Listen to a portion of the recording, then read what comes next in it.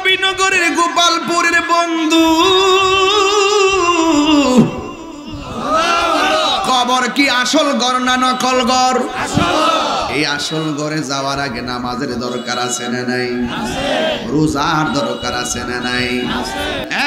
গোপালপুরের মা, নামাজের প্রতি উদাসীন হইও না। তুমি যদি নামাজ পড়ো, মা যদি ভালো হয়, সন্তান আল্লাহর ওলি হয়। মার পেট যদি ভালো হয়, সন্তান আল্লাহর ওলি হয়। এই জন্য মা একটু ভালো করে শুনে যান।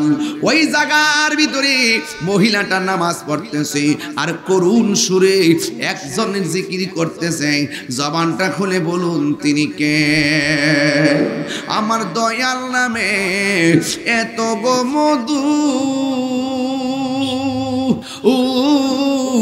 আমরা রে কয়রাছে জাদুঘর, ওরে দেখা দিয়াও খুলে নিয়া দেখা দিয়া নিয়া নিবাও মনের বেদনা। আমার মন হাসের দেওয়ানা, দয়াল নামে দয়াল নামে দুখাইলে মধু ফুরায় না। আমার মন ইয়াসের দেওয়ানা, তোমার পাইবা রাশি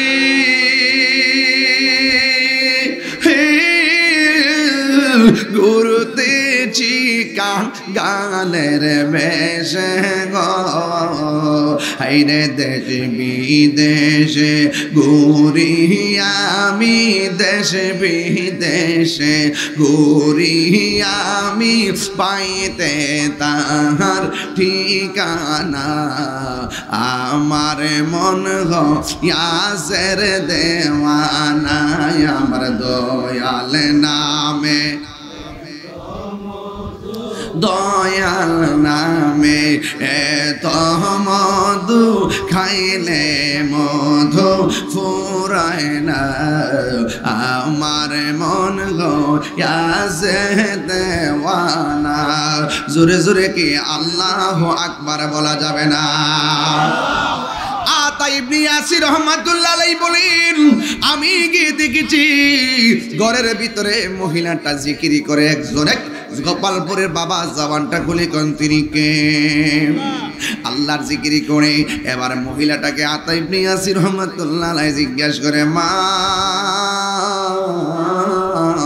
এখানে আপনি একা একা কি করেন? কই বাবা রে, আমার কেউ নাই, তাই আমার আল্লাহর ছাড়া আর কেউ নাই। এই জন্য আমি আমার আল্লাহর জন্য নিজের জীবনকে কুরবানি দিয়া, এই জায়গার ভিতরে সব সাইরা দিয়া এক আল্লাহর প্রেমে আমি দিবানা হয়ে গেলাম। ও আমার গোপালপুরের মা, রাতের বেলা ঘুমায়া সব মিলে না, দিনের বেলা ঘোরাফেরা কইরা সব মিলে না। ওই মহিলার মতন আল্লাহর প্রেমে নিজেকে নিবন্ধ করো, দেখবা তুমি রাবিয়া বসে দরজা নসিব করে ফেলাইছো। মা, রমজান মাসটা আসতেছে, বেশি বেশি করে কোরআন তেলাওয়াতের খতম করবেন। ওই মহিলাটা ডাক দিয়ে বলে, হুজুর আমি এখানে জিকির করতেছি আমার রবের, নামাজ পড়তেছি রবের সন্তুষ্টির জন্য। এবার আতা ইবনে ইয়াসির রহমাতুল্লাহ আলাইহি ডাক দিয়া বলে, মা গো,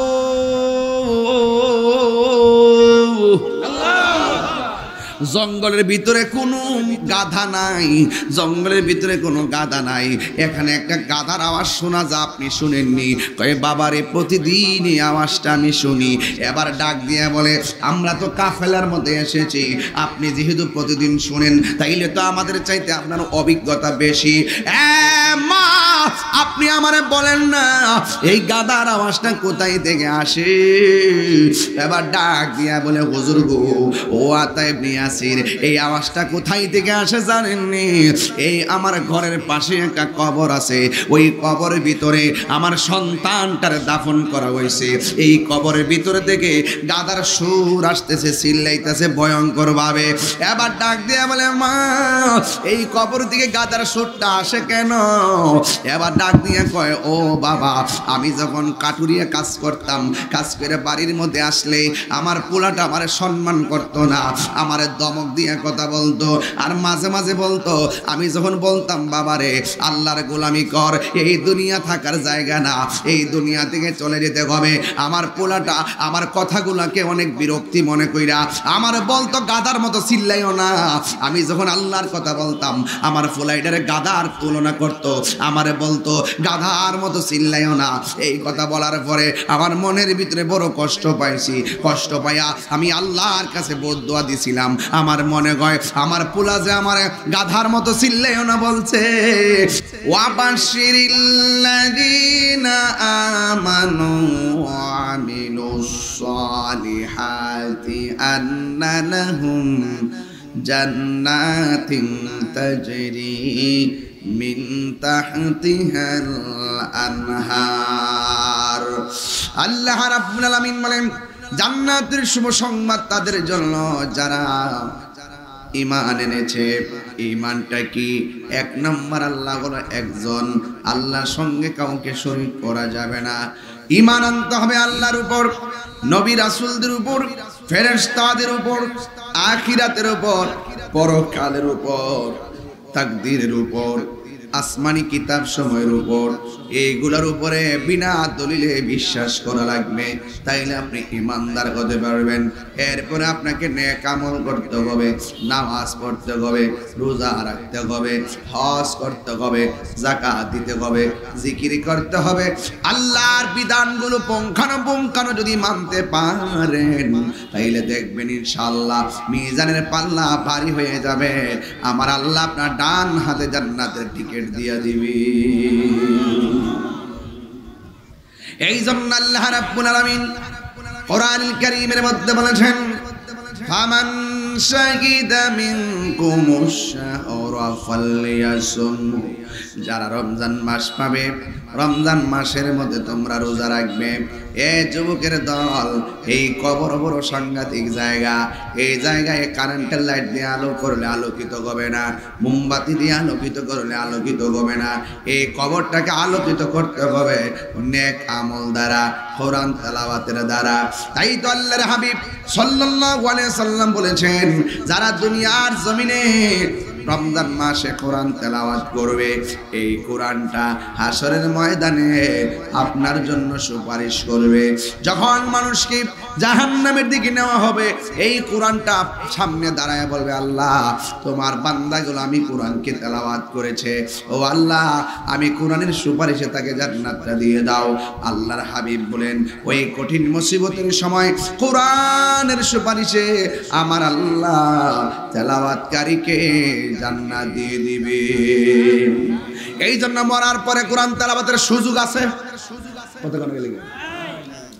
মরার পরে কোরআন তেলাওয়াতের সুযোগ আছে, মরার পরে নামাজের সুযোগ আছে, নামাজ পড়ে আমল, মরার পরে আমলের সুযোগ আছে।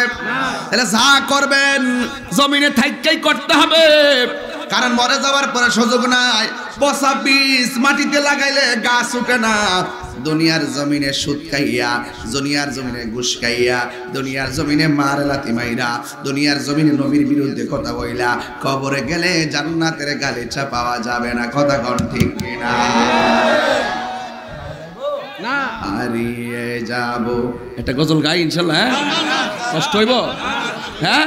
হারিয়ে যাব একদিন আমি, রব নাই ভুবন চিরদিন। বল হারিয়ে যাব একদিন আমি, রব নাই ভুবন চিরদিন। ক্ষমা করে দিও তোমরা আমায়, বলো ক্ষমা করে দিও তোমরা আমায়। ভুল করে থাকে যদি কোনো দিন, হারিয়ে যাব একদিন আমি, রব নাই ভুবন চিরদিন। বল হারিয়ে যাব একদিন আমি, রব নাই ভুবন চিরদিন। বাসে বাগানে বা গুরুস্থানে হয়তো দিবে মোরে খপ, তোমরা আমায় যাবে বলে রাখিবে না জানে কোনো খবর, বাসে বাগানে বা গোরস্থানে হয়তো দিবে মোরে কবর। তোমরা আমায় যাবে বলে রাখিবে না জানি কোনো খবর, পড়বে কি মনে আমার কথা, ফেলবে কি অস্ত্র কোনো দিন, হারিয়ে যাব একদিন আমি রমনায় ভুবন চিরদিন। ক্ষমা করে দিও তোমরা আমায়, বলো ক্ষমা করে দিও। ইস মায় ভুল করে থাকি যদি কোনো দিন, হারিয়ে যাব এ রমনায় ভুবন চিরদিন। একটা জবান বন্ধ রাখবেন না, মহব্বতে মায়ার সুরে বলু সুবহানাল্লাহ। হায়রে ও নবীনগরের গোপালপুরের বন্ধু, কবর কি আসল ঘর না নকল ঘর? এই আসল ঘরে যাওয়ার আগে নামাজের দরকার আছে না নাই? রোজার দরকার আছে না নাই? আপনি কি মনে করেন রোজাটা সামান্য ইবাদত? আরে নামাজের ওজন হবে মিজানের পাল্লাই, রোজার যাকাতের ওজন হবে মিজানের পাল্লায়। আর রোজার ব্যাপারে আমার আল্লাহ বলেন সাওমুলি ওয়া আনা আজজি বিহি, রমজানের রোজা হলো আমি আল্লাহর জন্য, আমি আল্লাহ রাব্বুল আলামিন তার প্রতিদান দিব। চিৎকার মেরে কন্যা আল্লাহু আকবার। এই জন্য আমার যুবক ভাইয়েরা, ভাইয়ের মধ্যে হাত দিয়া বলি, ওই রমজানের রোজা আমরা চাই কি চাই না? এই জন্য আমার নবী, আপনার নবী রমজানের রোজা নিয়ে বলেছেন, মান সামা রমাদান ঈমানান ওয়া ইহতিসাবা গুফিরা লাহু মা তাকাদ্দামা মিন যামবিহি ওয়া মা তাআখার। আল্লাহর হাবিব বলেন, যারা ঈমানের সাথে সওয়াবের নিয়তে রমজান মাসে রোজা রাখবে, আমার আল্লাহ রাব্বুল আলামিন তার পূর্বের সব গুনাহগুলো মাফ করে দিবে। গুনাহ মাফের মালিক কে?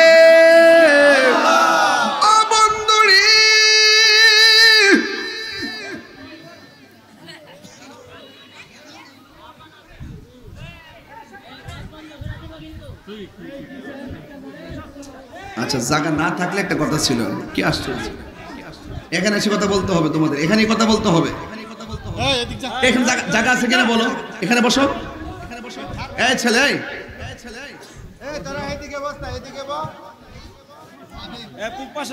পাগল নাকি? এখানে জায়গা আছে, বসলে অসুবিধা কি? তোমরা ভলান্টিয়ার করি, এখানে বসো সবাই, এখানে বসো সবাই। দুরূদ শরীফ পড়েন, আল্লাহুম্মা সাল্লি আলা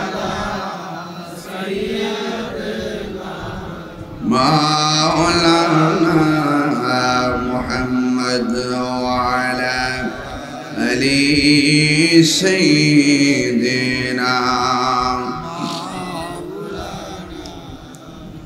আমার যুবক ভাইয়েরা, বিষয় অনেক সুন্দর, এই জন্য কথা বলা যাবে না।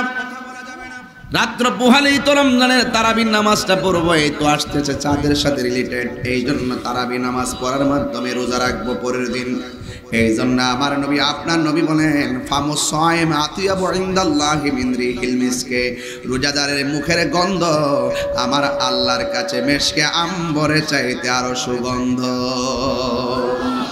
আল্লাহর হাবিব বলেন, রমাদান মুবারকের রোজা এমন একটা রোজা, লিসাইমে ফারহাতান, রমজানের রোজাদারের জন্য দুইটা আনন্দ। একটা আনন্দ হলো ইফতারের সময়। এই সময়টাতে আমার আল্লাহ এই রোজাদারকে গুনাহ মাফ করে দেয়। 2 নম্বর আনন্দ হলো ইনদা লিকায়ে রাব্বিহি, হাসরের ময়দানে আমার আল্লাহ নিজের হাতে পুরস্কার দেওয়ার সময় আমার আল্লাহ বান্দাদেরকে নিজে দিদার দিবে। এই রমজানের রোজা বড় চমৎকার রে বাজান। এই জন্য আমার যুবক ভাইয়েরা, আমার নবী আপনার নবী রাহমাতুল লিল আলামিন বলেছেন, আস-সাওমু ওয়া সিয়ামু জান্নাতুন, রোজা হলো গাছের ডাল স্বরূপ। তলোয়ার দিয়ে আঘাত করলে ডাল যেমন আঘাতকে ফিরিয়ে দেয়, রমজানে রোজা রাখলে এই রোজাগুলো গুনাহগুলোকে ফিরাইয়া দেয়। জোরে জোরে কি সুবহানাল্লাহ বলা যাবে না? আমাদের গুনাহ আছে না নাই? এই জন্য আল্লাহ বলছেন, শাহরু রমাদানাল্লাযী উনজিলা ফীহিল কুরআন। আল্লাহ রাব্বুল আলামিন বলেন, এই রমজান মাসটা এমন একটা মাস, এই মাসের মধ্যে আমার আল্লাহ এই রমজান মাসে কোরআনকে নাজিল করেছে। এই কোরআন নাজিলের মাস হলো রমজান মাস। কোন রাতে কোরআনকে নাজিল করেছেন? আমার আল্লাহ বলেছেন, ইন্না আনসালনাহু ফি লাইলাতিল কদর ওয়া মা আদরাকা মা লাইলাতুল কদর, লাইলাতুল কদরি খায়রুম মিন আলফি শাহর। এই রমজান মাসটার ভিতরে আল্লাহ যেই রাতে কোরআন নাজিল করেছে, এই রাতের নাম হলো লাইলাতুল কদরের রাত। আল্লাহ বলে, ইয়া রাসূলুল্লাহ আপনি কি জানেন লাইলাতুল কদর কি? যুবক আমার আল্লাহ বলেন, লাইলাতুল কদরি খায়রুম মিন আলফি শাহর। এই লাইলাতুল কদরটা হাজার হাজার মাস থেকে উত্তম। রহমত মাগফিরাত নাজাতের সমারোহে এই রমজান মাসে রোজাটা এসেছে রে বাবা। এই জন্য আমার যুবক ভাইয়েরা পায়ের মধ্যে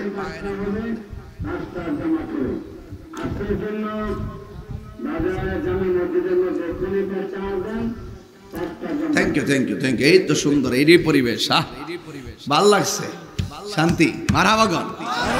তাইলে ওয়াজ একটু বাড়ান যাবে ইনশাল্লাহ। আর এইটা হইলো সমাজের সম্প্রীতি। অনেক জায়গাতে আছে ওয়াজ দিলে ফিল্ম থেকে আজান ডাক টাইম মতো মেরে দেয়। ওই যে বছর একটা মাহফিল হইব, একটু সুযোগ সুবিধা দিয়ে আমরা নামাজটা পড়বো, সবারই লইয়া এই সুযোগটা দেয় না। আজকে গোপালপুরের মানুষ একটা প্রমাণ করছেন আপনার সমাজ বান্ধব মানুষ। কথা কন ঠিক না বেড়ে? মারহাবা জোরে কন। এটাই সৌন্দর্য। কথা কন ঠিক কিনা? যেহেতু সময় আছে, বছর একটা মাহফিল হয়, আমরা সবাই মিললাম, মিশা ওয়াজটা চালাইলাম, নামাজটা পড়লাম, কোথাও কোনো সমস্যা হইল? আচ্ছা মারহাবা। একটু জিকির করে লাই, লা ইলাহা লা জোরে লা ইলাহা লা ইলাহা ইল্লাল্লাহ লা ইলাহা ইল্লাল্লাহ লা ইলাহা ইল্লাল্লাহ আল্লাহু আল্লাহু আল্লাহু আল্লাহু আল্লাহু আল্লাহ লা ইলাহা ইল্লাল্লাহু মুহাম্মাদুর রাসূলুল্লাহ সাল্লাল্লাহু আলাইহি ওয়াসাল্লাম। জোরে জোরে বলুন সুবহানাল্লাহ। যুবক ভাইরা আমার, এখন কিছু কথা বলতে হবে, উচিত কথা। অসুবিধা হইব না? আমরা দেশের মধ্যে যেই দিন থেকে রাগ করে না কিন্তু, আবার আমি তো শুলাইলাম কিন্তু, আমরা দেশের ভিতরে যেই দিন থেকে প্লেটে প্লেটে আলাদা আলাদা ইফতার হইছে, সেই দিন থেকে মায়া মমতা উঠে গেছে। কথাটা সত্য হলে সত্য কন। যতদিন ধরে আমরা বুট বাজি পেঁয়াজ আলুর চপ মুড়ি টুড়ি একসাথে বল ফালায়া মাইকা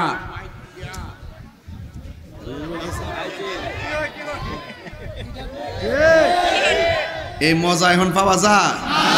এবার রমজান একটা ওয়াদা হইলো, বোক জিবুত যা আছে সব মিলে অত বড় গামলার মধ্যে ফালাইয়া একবারে মাইকা টাইকা সুন্দর করে আমরা ইফতারটা বয়া করবো। কথা কন ঠিক না বেডে? এর দ্বারা ভালোবাসা হবে, মায়াও পয়দা হবে, মজাও লাগবে। কথা কন ঠিক না বেডে? ওই যেদিন খাটের উপরে থাকতো মা বাপ, নিচে আমরা থাকতাম, হ্যাঁ 3 ভাই ফিরে রইছি ওই দিন মায়া মমতা খুব ভালোই আছেন কিন্তু দেখা গেছে এখন যখন বিল্ডিংটা তুললি এই রুমটা মানিক এই রুমটা না এই যেদিন থেকে রুম পাক হইছে এদিন থেকে মায়াও টুকরা হয়ে গেছে কথা কন ঠিক না বেটে কথা কি সঠিক আছে এই রমজান মাসে বহুত অসঙ্গতি সমাজে আছে মা বাপে পানি দিয়ে ইফতার করে আর ফুলা জুদা হয়ে 8 প্রকার আইটেম দিয়ে ঘরে বয়ে ইফতার করে এই রোজা কাম হইতো না রে ভাই এই রোজা কাম হইতো না মা ইফতার করবো পানি দিয়া আর তুমি করবা 8 প্রকার আইটেম দিয়া এটা কখনো হতে পারে না কথা বলেন ঠিক না বেডে আজকে থেকে ওয়াদা করতেইব আরে আমি মা ভক্ত ফুলবানদেরকে অনেক মহব্বত করি এটা আমার অভ্যাস কারণ মার মনে কষ্ট দিয়া তাহিরির কাছে মুরিদ হইয়া আব্বা আব্বা করবা গাল ফুলাইয়া তোমার মতন মুরিদ তাহিরি দরকার নাই যে হিসাব কইব মা বাবার খেদমত লাগতো না মা বাপ তারে ভার করে দিব আমি তো তোর সব এটা হিসাব না এটা হইল পেশাব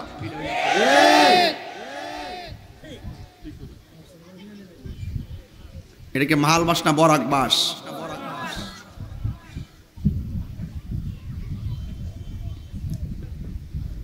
ফুতরে বিয়া করেছেন শখ করিয়া সেহরিটা কিন্তু মা ওই রান্না করন লাগে আমি গেলাম সব খবর রাখি সব খবর বোরা বেটি দেখলাম বই রান্না করে সবার আগে ওইটা রান্না করে ডাক দেওয়ার পরে কি যে চেহারাটা করে এই চেহারা চলবে না বউ যারা তারা সেহরি রান্না করবে মা সারা জীবন রান্না করে খাওয়াইছে এবার মা আরাম করবে বউ রান্না করবে কথা কন ঠিক না বেটে হাত তুলে কন ঠিক না বেটে আমার কথা কি বেজার হইতাছেন কেউ বাবা বাবা বোধ শখ করে ফুট বিয়া করেছিলেন না শতকরা 90% পরিবারের ভিতরে বউয়ের দ্বারা শ্বশুর শাশুড়ি সম্মান পায় না শুধু মা বাপটা শুধুমাত্র মা বাপটা লজ্জায় গোপালপুর বাজারে এসে কিচ্ছু কয় না বউ শখ করে বানাইছে আনচিন বউডারে উজুর ফানি বানাই দিব হ্যাঁ কিন্তু উজুর ফানি বানাইবো দূরের কথা গলার তৃষ্ণা লাগলে গলার তৃষ্ণা নিবে বললে গ্লাস দিয়ে ফানি আইন না দেয় না কথা কোন ঠিক না বেটি এই জন্য সাবধান কইয়া দিয়া যায় মা বাপরে কষ্ট দিয়া রোজা রাখলে কিন্তু কাম হইতো না খবরদার আবার আমার দেশের মধ্যে উচিত কথা কইলে অনেকে বেজার হয়ে জায়গা এই এই এই বেজার টেজার চলতো না মা বাবার খেদমত করতে হবে সিদ্ধান্ত কি মোল্লার না আল্লাহর আল্লাহ এই রমজান মাসে আমরা ইফতার একসাথে করব ইনশাআল্লাহ কোন নাকি লেগিয়া সেহরি একসাথে খাবো ইনশাআল্লাহ কোন নাকি লেগিয়া সবটি রোজা রাখবো ইফতার জাস্ট টাইমে করব সেহরির টাইম মতো করব 5 ওয়াক্ত নামাজ পড়ব বেশি বেশি দুরূদ শরীফ পড়ব রমজানের শেষ 10 দিনে ইতিকাফ করব এটা কোশ্চেন টিয়ে না বাদ যাবো গান ইয়ানো ইনশাআল্লাহ সবাই যাইতে তো না জানি আমি যারা যাইবেন 2-1 জন গেলে সবার পক্ষ থেকে আদায় হয়ে যাবে 2-1 জন গেলে মসজিদে সবার পক্ষ থেকে আদায় হয়ে যাবে সবাই যেতে হবে না তবে ইতিকাফ করলে লস নাই রাসূল বলছেন যে এই ব্যক্তি রমজানের মহিলারা এই ভিডিও তে নাই সিগারেট এরে এটা এই মহিলা ডিকাটা এরে রে এই মা যাও যাও 1 মিনিটে যাও 30 সেকেন্ডে যাও যাও যাও যাও মা এক যা এই সরেন দিকে হাই স্কুলের ভিতরে জায়গা আছে সেতলায় না রাখ তুলে না যাও যাও মা যাও যাও যাও যাও আল্লাহর রাস্তায় যাও যাও যাও ফরদ দেরি করে যাও গা মামা যাও আর তাই আর কলম দিও না যাও দূর একটা ভিডিও করে ছাড়ি দিবি কি আপনার গোপালপুর ইজ্জত থাকবো নি একটা ভিডিও করে ছাড়ি দিলে তাহির হিসাবের মাহফিলে পুরুষ নারী একসাথে এসে ওয়াজ শুনতেছে এবার ইজ্জত আমারও যাবো গোপালপুরও যাইবো কথা কোন ঠিক না বেটি চোখের চোখ দিকে মুখের ডেল দিবাইরো না ঠিক আছে ওষুধ কথা কইতে আর ভলান্টিয়ারের দায়িত্ব পালন করতে হবে এক মিনিট যাও স্কুলে যাও এই এখান থেকে সরো করে যাও মা যাও সব স্কুলে যাও এই যাও ভলান্টিয়ার ধরো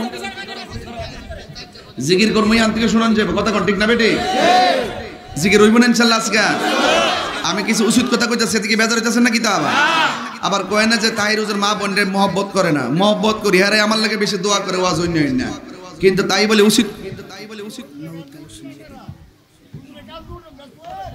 সরো একদম সরো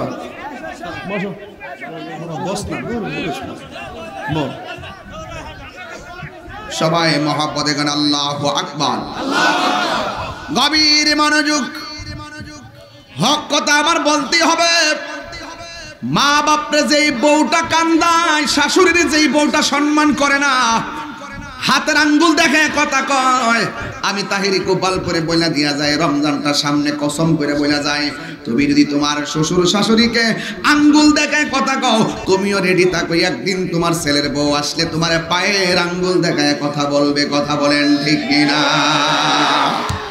পায়ের আঙ্গুল দেখায় কথা বলবে। সাবধান করে দিয়ে গেলাম। আতা ইবনে ইয়াসির রহমাতুল্লাহ আলাইহি বলেন, আতা ইবনে ইয়াসির রহমাতুল্লাহ আলাইহি বলেন, একদিন আমি কাফেলা নিয়ে রওনা হলাম। ওই কাফেলা নিয়ে রওনা হওয়ার পরে একটা জঙ্গলের ভিতরে আমরা মুরাকাবা করলাম, নামাজ আদায় করলাম। আতা ইবনে ইয়াসির রহমাতুল্লাহ আলাইহি বলেন, আমি যখন সেখানে গিয়ে নামাজ আদায় করলাম, কাফেলা নিয়ে জিকির আজকার করলাম, কিন্তু দেখা গেল আমি জিকির আজকার করতেছি ঠিক আছে, হঠাৎ করে একটা গাধার সুর শোনা যায়, গাধার সুর। আমি মনে মনে ভাবলাম এই জায়গার ভিতরে ডানে কোনো গাধা নাই, বামে কোনো গাধা নাই, কোথায় থেকে গাধার আওয়াজটা শোনা যায়? আমার 22 বছর ওয়াজের জিন্দেগিতে এই ওয়াজটা আমি প্রথম করতেছি, আমার জীবনে এই ওয়াজটা করি নাই, শুধু আপনাদের জন্য গবেষণায়। যুবক ভাইরা আমার, ওই আতা ইবনে ইয়াসির রহমাতুল্লাহ আলাইহি বলেন, আমি যখন গাধার আওয়াজ শুনলাম, ডানে তাকাইয়া দেখলাম গাধা নাই, বামে তাকাইয়া দেখলাম গাধা নাই, পিছনে তাকাইয়া দেখলাম গাধা নাই, সামনে তাকাইয়া দেখলাম গাধা নাই। কিন্তু হঠাৎ করে মনে মনে ভাবলাম গাধা দেখা যায় না, কর্কশ সুরে একটা হা হা করে কঠিন সুরে আওয়াজ শোনা যাইতেছে কোথায় থেকে। তিনি তখন তালাশ করতেছেন গাধা কোথায় দেখা যায়। ও যুবকের দল, এবার তিনি তার কাফেলা নিয়ে খুঁজতেছেন, খুঁজতে খুঁজতে দেখতেছেন জঙ্গলের ভিতরে একটা কুঁড়ে ঘর দেখা যায়। ওই কুঁড়ে ঘরের ভিতরে একজন বৃদ্ধা মহিলা ওই জায়গার ভিতরে নামাজ পড়তেছে। জোরে জোরে কি সুবহানাল্লাহ বলা যাবে না? নিবিড় অরণ্যে একাকী ঘরের ভিতরে যে মহিলাটা, বুড়া মানুষটা নামাজ পড়ে, আপনারা জবান কোলে কন ওই মহিলাটার দাম কম না বেশি? গোপালপুরের মা, নামাজের প্রতি উদাসীন হইও না। তুমি যদি নামাজ পড়ো, মা যদি ভালো হয়, সন্তান আল্লাহর ওলি হয়। মার পেট যদি ভালো হয়, সন্তান আল্লাহর ওলি হয়। এই জন্য মা একটু ভালো করে শুনে যান, ওই জায়গার ভিতরে মহিলাটা নামাজ পড়তেছে আর করুণ সুরে একজনের জিকির করতেছে। জবানটা খুলে বলুন তিনি কে? আমার দয়াল নামে এত গো মধু। সাউন্ডটা তুলে ধরে। ও আমরা রে কয়রাছে জাদুঘর, ওরে দেখা দিয়াও খুলে নিয়া দেখা দিয়া, নিয়া নিবাও মনের বেদনা। আমার মন হাসের দেওয়ানা, দয়াল নামে দয়াল নামে দুখাইলে মধু ফুরায় না। আমার মন ইয়াসের দেওয়ানা, তোমার পাইবা রাশি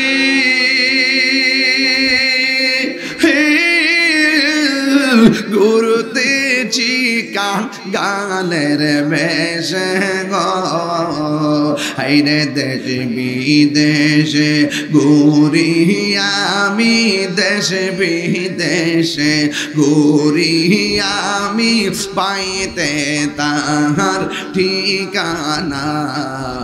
আমার মন ইয়াসের দেওয়ানা, আমার দয়াল নামে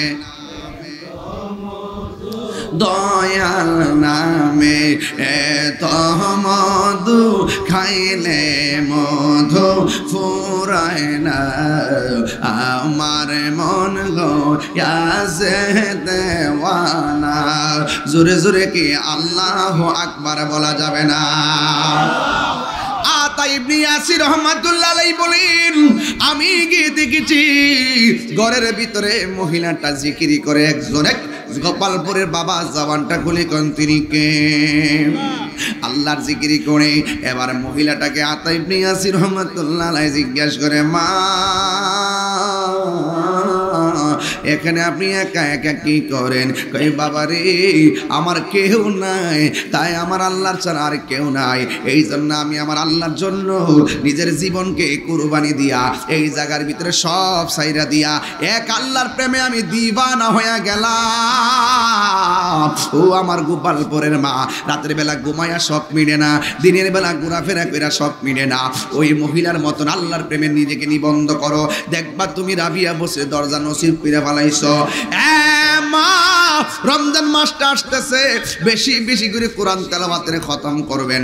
ওই মহিলাটা ডাক দিয়ে বলে, হুজুর আমি এখানে জিকির করতেছি আমার রবের, নামাজ পড়তেছি রবের সন্তুষ্টির জন্য। এবার আতা ইবনে ইয়াসির রহমাতুল্লাহ আলাইহি ডাক দিয়া বলে, মা গো,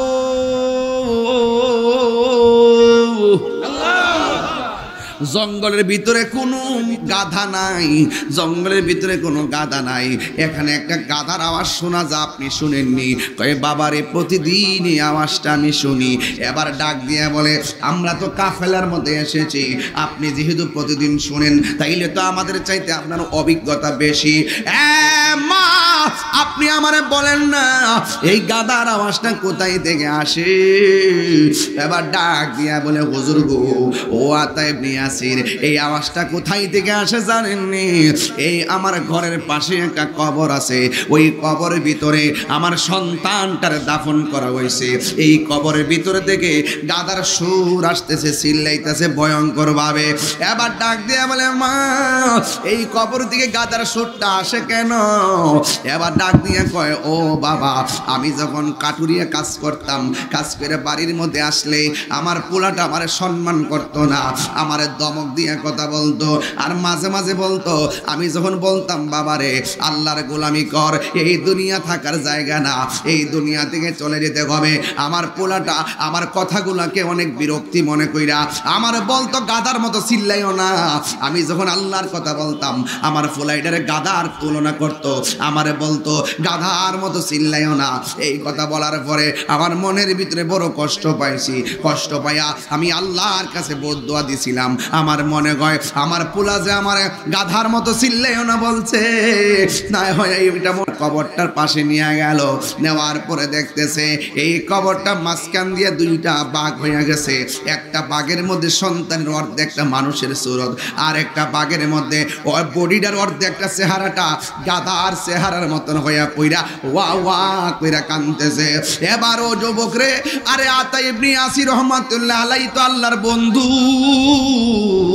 তিনি ডাক দিয়া বলে, মা তোমার ছেলে তোমারে কষ্ট দিয়েছে, এই জন্য তুমি বদদুয়া দিয়েছ, কারণ মা বাবা বদদুয়া দিলে তো কবুল হয়ে যায়, মা বাবা যদি দোয়া করে সেটাও কবুল হয়ে যায়, মা বাবা বদদুয়া দিলে সুন্দর জীবন ধ্বংস হয়ে যায়, আর মা বাবা দোয়া করলে বান্দা সন্তান আল্লাহর বন্ধু হয়ে যায়।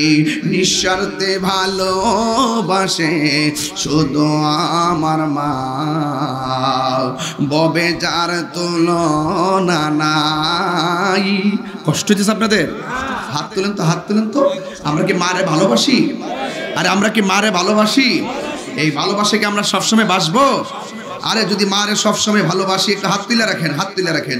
মারে কি সবাই ভালোবাসেন? আরো জোরে করে সবাই ভালোবাসেন? যদি সত্যিকার অর্থে মা বাপকে ভালোবাসা থাকেন, তাহলে আমি একটা ওয়াদা আমার কাছে দিতে হবে আপনারা। এই হাতটা সোজা করেন না বাবা, একটা হাত রমজান মাসের সামনে রেখে একটা হাতও বাদ দিবেন না, পকেটে হাত দিবেন, যে যা পারেন নগদ আজকের মাহফিলে মায়ের জন্য দেওয়া যাবেন। আর ওয়াশটা আমার সাথে শুনে পকেটে হাত দেন, পকেটে হাত দিয়ে রেডি রাখেন, আমার ছেলেরা আসবে ইনশাল্লাহ। আক্তার মিয়া লুক ফাটাও, লুক ফাটাও, হাত নামান। আমি চাই সবাই মা বাবার জন্য দোয়া নিয়ে যান, যে যা পারেন 10 টাকা 20 টাকা 100 টাকা 500 টাকা যে যা আবার রেডি রাখেন, আজকে দানটা করতে হলে রমজান মাসের সামনে রেখা কাম হয়ে যেতে পারে ইনশাল্লাহ। সবাই আমার সাথে বলেন, নিঃস্বার্থে ভালোবাসে শুধু আমার মা। এই পকেটে হাত দেন না কেন? নিঃস্বার্থে ভালোবাসে শুধু আমার মা, ববে যার তুলনা নাই। নিঃস্বার্থে ভালোবাসে শুধু আমার মা, ববে যার তুলনা নাই। সেই মা তোমার চলে গেলে গো, সেই মা তোমার চলে গেলে সার হইব কান্দন। এই জগতে কেউ হবে না মায়েরই মতো, এই জগতে কেউ হবে না মায়েরই মতো। মা তোর আপন কইর যতন,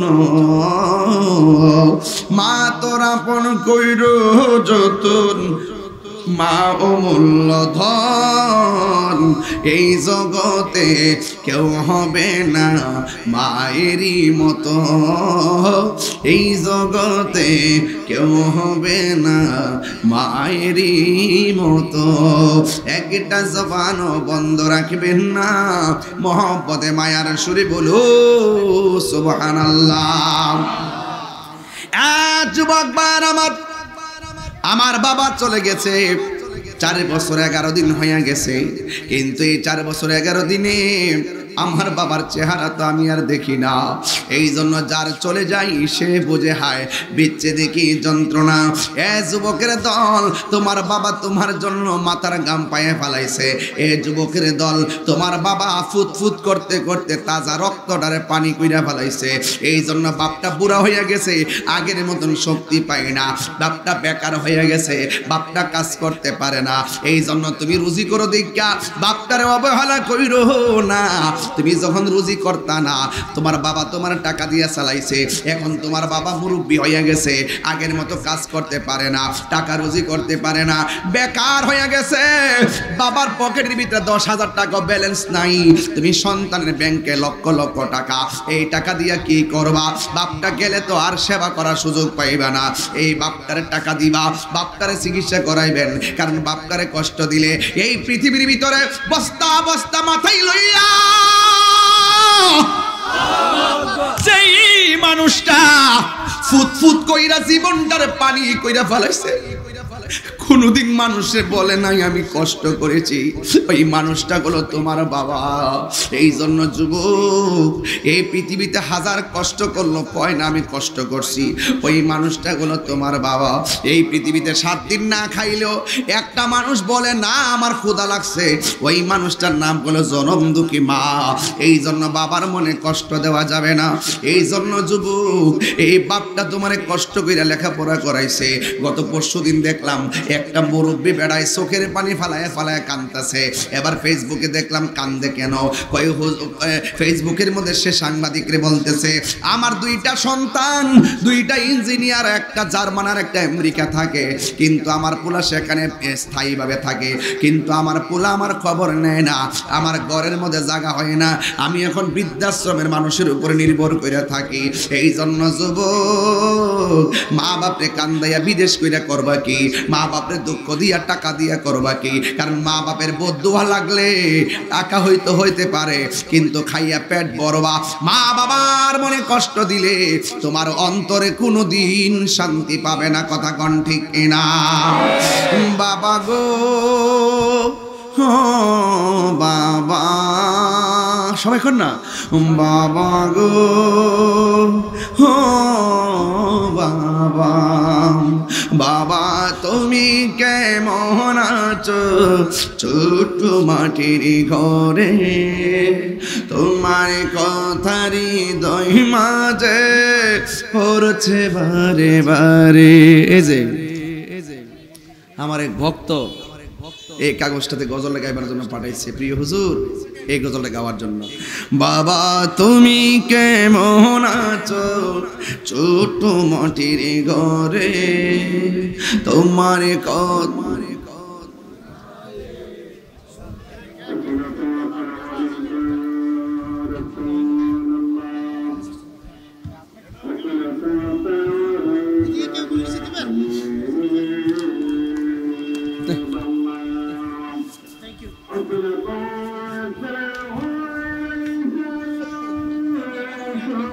আমরা জামাত যেহেতু একসাথে পড়বো, ওয়াজটা ভাঙেন না, আমি ওইভাবে মাইকটা ছাড়বো যেন দোয়াটা করে যায় রমজানের সামনে রেখে। আমি এমনভাবে মাইকটা ছাড়বো যেন আপনার নামাজটা পড়তে পারেন। আমি 5টার আগে মাইক ছেড়ে দিব যেন আমরা সবাই যেন নামাজটা পড়তে পারি, দোয়াটা করে যান। এটাই ওয়াজের সৌন্দর্য বাবা। ইনশাল্লাহ আমি 5-7 মিনিটের ভিতরে গোছাই দিব ইনশাল্লাহ।